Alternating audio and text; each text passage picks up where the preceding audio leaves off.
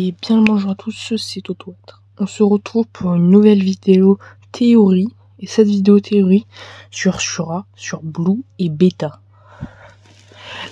Alors, Beta et Blue sont des antagonistes principaux du film Jurassic World Dominion. Et aussi, Blue apparaît dans plusieurs films, comme dans tous les Jurassic World 1 et Jurassic World 2. Dans Jurassic World 1, on la retrouve avec les 4 autres raptors, et Beta, on la voit seulement apparaître sur Jurassic World Dominion.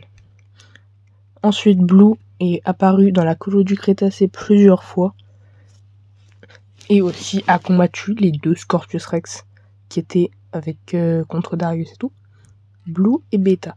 Maintenant, parlons c'est qu'est et sur quoi c'est cette théorie. Ma théorie est comment Blue a eu Beta. Il y a plusieurs théories, comme la parthénogenèse, qui est avec l'ADN de grenouille qui peut changer de sexe. Elle a pu pondre un œuf et donner naissance à Beta. Ensuite, une autre théorie est que vous voyez dans Jurassic World, la colonie du Crétacé, saison 4 et saison 5, il y a 2 raptors. La supposition, c'est qu'ils ont été amenés sur le continent et qu'ils ont croisé Blue. Après ça, c'est qu'une théorie, et on se rend. Et après, on sait pas trop. Maintenant, parlons de Beta. De pourquoi a-t-elle été capturée lors de ce film Jurassic World Dominion.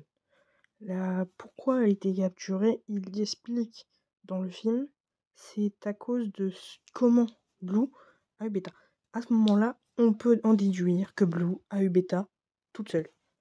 Ça, c'est grâce au Dr. Wu qui a expliqué en parlant à Mavis Lockwood. Et ça, ce n'est qu'une théorie, parmi tant d'autres qui existent sur Jurassic World. La théorie la plus probable, c'est celle-là. Ensuite, d'autres choses que nous savons dans grâce à Jurassic World Dominion sur Beta, c'est que Beta est très importante. Grâce à ça, Dr. Wu a pu retirer et supprimer les insectes, les criquets énormes volants, et Beta est un des dinosaures les plus rares de Jurassic World. Et dans le film Jurassic World 4 qui va peut-être sortir, la théorie, ce serait qu'on revoit Beta et Blue ensemble. Et que Beta a grandi, bien sûr, et qu'il chasse avec Blue, tout ça.